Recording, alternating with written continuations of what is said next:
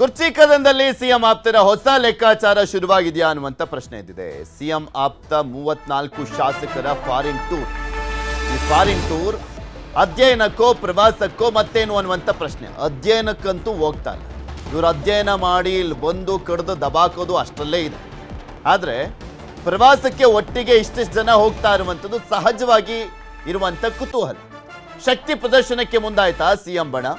CM ಆಪ್ತರ ನಡೆಯಿಂದ DCM ಪಡೆಗೂ ಕೂಡ ಎಲ್ಲೋ ಒಂದು ಕಡೆ ತಳಮಳ ಇದೆ ಅಂತ ಹೇಳಲಾಗ್ತಾ ಇರುವಂಥದ್ದು. ಆದರೆ ಈ ಸಿಎಂ ಬಣ ಅಂತ ಏನು ಹೇಳಲಾಗ್ತದೆ, ಇದರಲ್ಲಿ DK ಶಿವಕುಮಾರ್ ಅವರ ಪರವಾಗಿರುವಂಥ ಶಾಸಕರುಗಳು ಕೂಡ ಇದ್ದಾರೆ.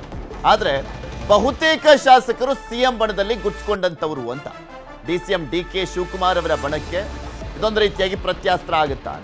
ದೇಶ ಪ್ರವಾಸದ ಬಗ್ಗೆ ಹೈಕಮಾಂಡ್ ಅಂತೂ ಸೈಲೆಂಟ್ ಆಗಿದೆ. ಬಿಕಾಸ್ ಈಗ ಆಲ್ರೆಡಿ ಸೈಲೆಂಟ್ ಆಗಿರುವಂಥ ಕಾರಣಕ್ಕೋಸ್ಕರನೇ ಈಗ ಎಲ್ಲರೂ ಹೊರಟು ನಿಂತಿರುವಂಥದ್ದು. ದೋಸ್ತಿ ನಾಯಕರಿಗೆ ಫಾರಿನ್ ಟೂರ್ ಅಸ್ತ್ರ ಸಿಕ್ಕಿದೆ. ರಾಜ್ಯ ರಾಜಕೀಯದಲ್ಲಿ ಫಾರಿನ್ ಟೂರ್ ವಿಚಾರ ಕಿಚ್ಚನ್ನು ಹಚ್ಚಿರುವಂಥದ್ದು. ಅಂದರೆ ಹೈಕಮಾಂಡ್ ಸೈಲೆಂಟ್ ಆಗಿದೆ ಅಂದರೆ ಅದನ್ನು ಆ ರೀತಿಯಾಗಿ ಸಮರ್ಥನೆ ಮಾಡ್ಕೊಂಡಿದ್ದಾರೆ ಅಂತ. ಈ ವಿಚಾರಕ್ಕೆ ಸಂಬಂಧಪಟ್ಟಂತೆ ಕಾಂಗ್ರೆಸ್ ನಾಯಕರು ಏನು ಮಾತನಾಡಿದ್ದಾರೆ ನೋಡೋಣ. ಇಲ್ಲ, ಅವ್ರು ಯಾಕೆ ಹೋಗ್ತಾರೆ, ಹೋಗ್ತಾ ಇದ್ದಾರೆ ಅಂತಂದರೆ ಯಾಕೆ ಹೋಗ್ತಾರೆ ಗೊತ್ತಿಲ್ಲ ನಮಗೆ. ಅವರು ಇಂಡಿವಿಜುವಲ್ ಆಗಿ ಅವರ ಡಿಸಿಷನ್, ಅದು ಅವರ ಹಣದಲ್ಲಿ ಎಲ್ಲಿ ಬೇಕಾದ್ರೂ ಹೋಗ್ಬೋದು ಅವರು. ಆದರೆ ಒಂದು ಕಡೆಯಿಂದ ಕೃಷಿ ಅಧ್ಯಯನಕ್ಕೆ ಅಂತ ಹೋಗ್ತಾ ಇದೆ. ಆದರೆ ನ್ಯೂಜಿಲೆಂಡ್ ಮತ್ತು ಆಸ್ಟ್ರೇಲಿಯಾದಲ್ಲಿ ಯಾಕೆ ಕೃಷಿ? ಹೌದಲ್ಲ, ಯಾಕಿಲ್ಲ? ನಾನು ಆಸ್ಟ್ರೇಲಿಯಾದಲ್ಲೇ ಇದ್ನಲ್ರಿ, ಅಲ್ಲಿ ಯಾಕೆ ಕೃಷಿ ಇಲ್ಲ ಅಂತ ಹೇಳೋದು? ಎಲ್ಲ ಕಡೆನೂ ಇದೆ, ಅದೇನಿಲ್ಲ. ಸ್ಟಡಿ ಟೂರ್ ಅಲ್ಲ, ಅವ್ರಿಗೇನು ಕೆಲಸ ಇಲ್ಲಲ್ಲ. ಬಡ್ಜೆಟ್ನಲ್ಲಿ ಏನು ಕೆಲಸ ಇದೆ ಅವ್ರಿಗೆ? ಬಡ್ಜೆಟ್ ಪ್ರಿಪರೇಷನ್ ಮಾಡೋರು ಮುಖ್ಯಮಂತ್ರಿಗಳು ಮತ್ತು ಫೈನಾನ್ಸ್ ಡಿಪಾರ್ಟ್ಮೆಂಟು. ಅವರು ಹೇಳೋದೆಲ್ಲ CLP ಯಲ್ಲಿ ಹೇಳಿದ್ದಾರೆ. ಶಾಸಕರೆಲ್ಲ ಅದಕ್ಕೆ ಖಾಸಗಿಯಾಗಿ ಹೋಗ್ಬೇಕಾದ್ರೂ ಪರ್ಮಿಷನ್ ಕೇಳಿ ಹೋಗ್ಬೇಕಾ? ಮುಂಚೆನೂ ಹೋಗಿದ್ರಲ್ಲ, ಹೋದ ಬಾರಿನೂ ಹೋಗಿದ್ರು, ನೀವು ಗಮನಿಸಿಲ್ಲ ಅಷ್ಟೇ.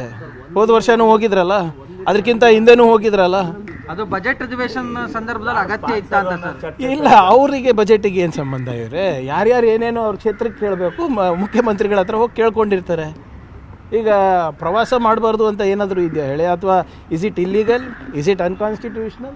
ನೀವು ಯಾವ್ಯಾವ ರೀತಿ ನೀವು ಅರ್ಥೈಸ್ತೀರೋ ಅದಕ್ಕೆ ಹೇಳ್ತಾರಲ್ಲ, ಏನೋ ಲೋಕೋ ಭಿನ್ನ ರುಚಿ ಅಂತ ಹೇಳ್ತಾರಲ್ಲ, ಹಾಗೆ ಒಬ್ಬೊಬ್ಬರು ಒಂದೊಂದು ರೀತಿಯಲ್ಲಿ ನೋಡ್ತಾರೆ. ಅದಕ್ಕೋಸ್ಕರ ನೋಡಿ, ಪಾಲಿಟಿಕ್ಸು ಪ್ರತಿಯೊಂದರಲ್ಲೂ ಕೂಡ ರಾಜಕಾರಣ ಇದ್ದೇ ಇರುತ್ತೆ. ರಾಜಕಾರಣ ಇಲ್ಲದೇ ಇರತಕ್ಕಂಥದ್ದು ಯಾವುದೂ ಇಲ್ಲ. ಆದರೆ ಅದನ್ನು ನಾವು ಸದುದ್ದೇಶದಿಂದ ಮಾಡ್ತಕ್ಕಂಥ ಒಂದು ವಿದೇಶ ಪ್ರವಾಸ ಹೋಗಿ ಬರಲಿ, ಅದು ಯಾರು ತಡೀತಾರೆ ಅಂದರೆ ನಾನು ಅದಕ್ಕೆ ಒಂದು ಕಠಿಣವಾದಂಥ ಪದ ಬಳಸಿದ್ರೆ ಅದು ಬಹಳ ಪ್ರಚಾರ ಆಗುತ್ತೆ. ಹೋಗಲಿ, ವಿದೇಶ ಪ್ರವಾಸ ಶುಭ ಕೋರ್ತೀನಿ. Happy journey. ಇಲ್ಲ, ಕರೆದಿಲ್ಲ, ಹೋಗೋ ಸಂದರ್ಭನೂ ಅಲ್ಲ ಇದು. ಯಾಕೆಂದರೆ ಬಜೆಟ್ಟು ಪೂರ್ವಭಾವಿ ನಡೀತಾ ಇದೆ. 6ನೇ ತಾರೀಕು